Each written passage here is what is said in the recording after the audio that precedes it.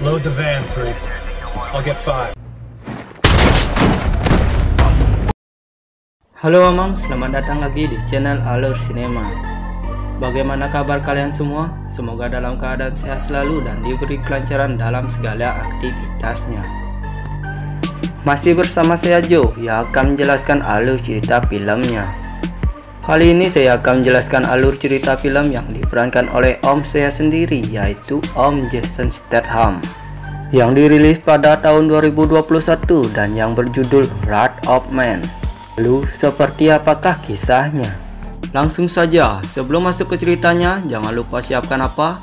Ya tentunya kopi dan rokok Samsung untuk menemani kalian dalam menonton alur cerita film ini.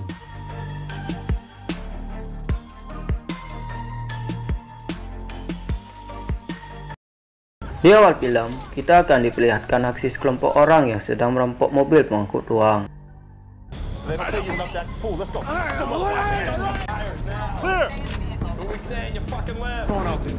Shot two fucking guards, Elvis. He shot. No, just shot a fucking. Let's go. Exit west. We gotta go. Lalu, scene pun berpindah ke seorang pria yang bernama Hill yang sedang melamar pekerjaan di sebuah perusahaan yang bernama Portico. Jadi, Portico ini adalah perusahaan pengangkut uang dengan mobil khusus yang berlapis baja berskala besar. Sebelum Hill diterima di perusahaan tersebut, dia harus mengikuti interview lapangan, yaitu berlatih menembak, karena tugas di perusahaan ini sangat berisiko tinggi. Dan Hill pun ditemani karyawan senior yang bernama Bullet untuk memulai latihan tersebut.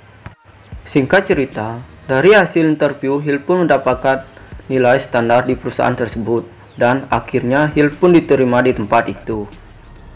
70%.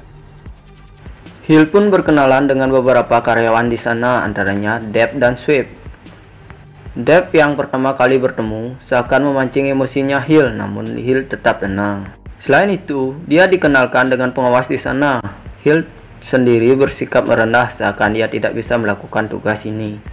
Bahkan, Deb pun menakutinya dengan mengatakan pekerjaan ini sangat berbahaya baginya. Di hari pertama dia bekerja bersama Deb mengantarkan uang senilai 2 juta dolar. Di hari itu, Hill tidak menemukan hambatan apa-apa hingga sampai di tempat tujuan. Di salah satu bar, Hill bertemu dengan salah satu mantan karyawan yang kini posisinya digantikan oleh Hill. Di sana, dia terlihat memancing emosinya Hill, namun lagi-lagi Hill tetap berusaha menjaga suasana dari keributan. Selanjutnya, di hari kedua, Hill pun melanjutkan pekerjaannya di sana. Dia harus mengantarkan uang jauh lebih besar dari hari sebelumnya. Namun, Bullet tak kunjung datang pada saat itu. Kemudian, dia pun menghubunginya, namun bukan jawaban dari Bullet. Tapi, terdengar saat itu sebuah ancaman bahwasanya kalau Bullet ingin selamat, maka mereka harus mengantarkan uangnya pada si perampok tersebut. Deb yang masih trauma, ia memutuskan untuk kabur saja, namun Hill pun berkata lain. Dia akan menyerahkan uang tersebut demi keselamatan Bullet. Dari sana, Deb memutuskan mengikuti perintahnya Hill. Tibanya di sana, Hill memulai aksinya dengan melemparkan tas yang berisi uang tersebut dan tiba-tiba, Hill pun membantai mereka semua.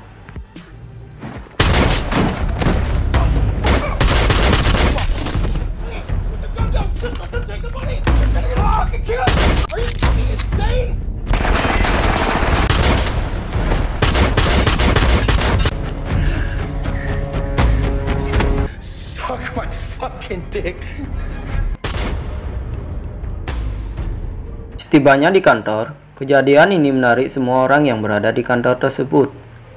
Mereka pun sangat heran kenapa Hill bisa menembak secepat itu, sedangkan pas latihan dia mendapatkan nilai rata-rata.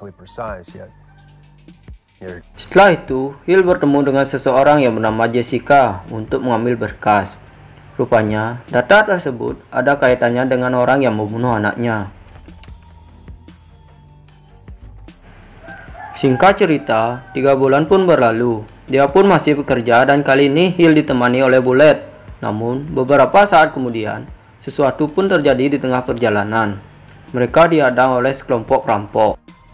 Di saat itu, mereka memasukkan gas beracun pada mobilnya, sehingga Bullet dan Hill terpaksa keluar dari mobil. Namun, saat perampok itu melihat Hill, perampok itu pun kabur dari tempat itu.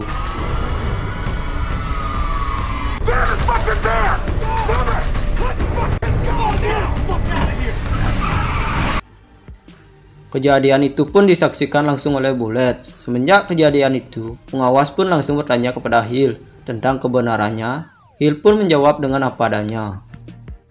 Di sisi lain dengan heran, Bullet menceritakan kejadian tersebut kepada Deb. Dan inilah cerita 5 bulan ke belakang, di mana pada saat itu anaknya masih hidup lalu terbunuh.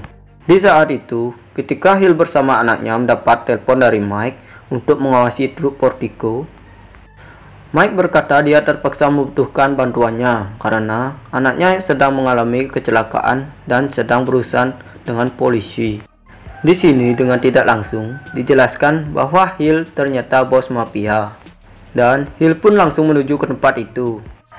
Sesampainya di sana, truk Portico ini dihadang oleh perampok lain, dan disitulah awal mula anaknya terbunuh.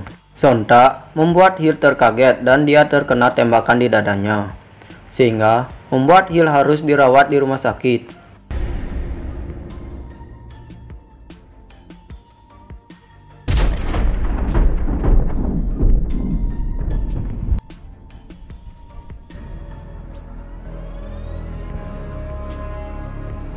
Dua minggu kemudian, rupanya Hill selamat dari kejadian itu, sementara putra Hill tidak dapat diselamatkan. Lalu, pada saat Hill keluar dari rumah sakit, Hill pun langsung bertemu dengan seseorang yang mana di sana dia mendapatkan daftar orang-orang yang telah membunuh anaknya. Setelah itu, Hill bertemu dengan sekelompok mafia yang mana diceritakan awal film, sempat kabur pada saat mau merampok truk Portico yang ditumpangi Hill.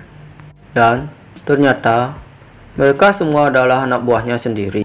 Lalu, Hill bertanya kepada mereka mengenai orang yang telah membunuh anaknya itu. Dan Mike pun bilang kalau mereka sudah bekerja keras untuk menemukan orang yang telah membunuh anaknya. Kemudian, Mike menculik seorang mafia untuk mendapatkan informasi darinya. Lalu, dengan tindakan yang keras, orang tersebut mengatakan nama Gacy bersaudara. Gacy Brothers. Yang merupakan pengelola tempat perdagangan manusia dan terkait dengan perampokan truk lapis baja tersebut.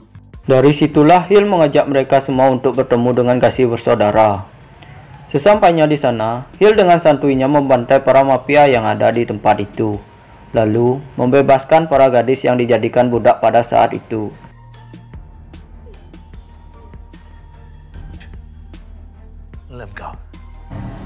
Itu, Mike berpendapat bahwasanya Hill tidak mungkin terus seperti ini, dan menurut Mike, perbuatan ini ada sangkut pautnya dengan orang dalam, yaitu orang yang bekerja di Portico. Dari sana, Hill membuat data baru yang dibantu oleh Jessica mengenai dirinya sendiri. Dengan biodata lengkap, bahkan dicantumkan bahwa dirinya pernah bekerja di Delta Orange Security. Dari situlah sebabnya Hill melamar pekerjaan di Portico. Di sisi lain, sekelompok mafia terlihat berkumpul di sebuah ruangan di mana mereka saat ini sudah lama tidak melakukan perampokan. Uang hasil rampokan terakhirnya sudah habis. Mereka pun berencana akan merampok pengusaha kaya dari Afghanistan yang tinggal di kota itu. Mereka pun sangat mudah merampok tempat tersebut. That is it. That is what is left after we washed. That's fucking what? 2 Rolexes, Patek, 6. Setelah 5 bulan berselang, mereka pun merencanakan perampokan yang lebih gila lagi, yaitu akan menguras semua uang Portico yang ada di depot. Sementara itu, perampokan akan segera dimulai, dan scene pun berpindah ke Hill, di mana pada saat pengiriman uang, Bullet pun mengatakan tentang dirinya yang selama ini membantu temannya untuk menjarah truk lapis baja. Bahkan, Bullet pun mengatakan hari ini akan ada penjarahan di depot. Saat itu, Bullet menginginkan kerjasamanya untuk patuh saja pada saat temannya beraksi. Selain itu, dia menginginkan semua bagian dari hasilnya. Sementara itu, Hill diminta untuk diam saja demi keselamatan nyawanya. Setelah itu, Hill pun menyepakatinya, lalu Bullet pun menelpon temannya untuk segera beraksi.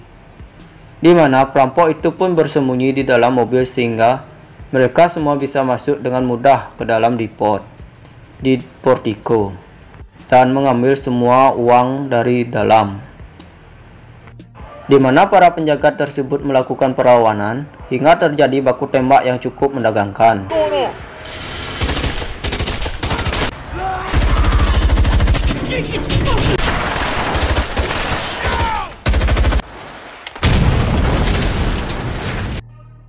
Saat para perampok lain sedang memasukkan uang ke dalam mobil dan yang lainnya terlihat adu tembak, disitulah waktu yang tepat untuk Hill bergerak, di mana dia dengan gagahnya melumpuhkan salah satu perampok. Dan pada saat melihat bekas luka di wajahnya, disitulah Hill sadar bahwa orang itu bukanlah pelaku yang dia cari. Setelah menyelamatkan Depp dan atasannya, Hill pun menyamar sebagai salah satu dari mereka dan berhasil melumpuhkan beberapa dari perampok tersebut dan memasukkan sebuah ponsel ke dalam salah satu tas yang berisi uang tersebut agar bisa dilacak apabila mereka bisa keluar dari sini, menyisakan Jan dan sang leader. Bullet pun membantu mereka berdua untuk membunuh semua rekan-rekan kerjanya. Yang mana pada saat itu Hill akan menembak kedua perampok itu. Bullet pun langsung memberondong Hill menggunakan senjatanya.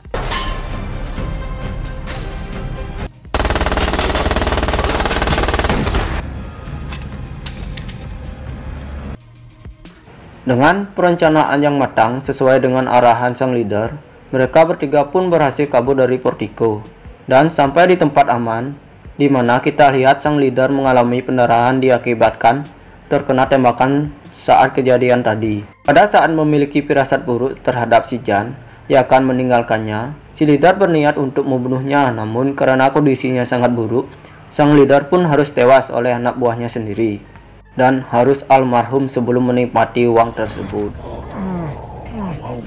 I'm gonna need that. Oh, sorry.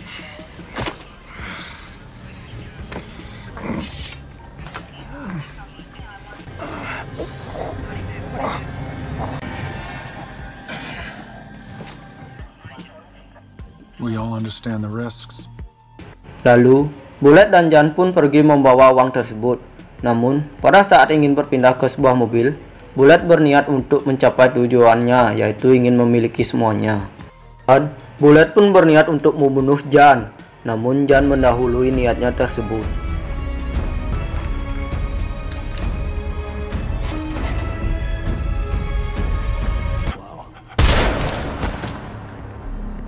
Kini Jan yang harus menikmati semua uang itu, dan tiba-tiba Hill pun muncul dan tanpa banyak bacot Hill pun membunuh Jan dan film pun berakhir. Lungs.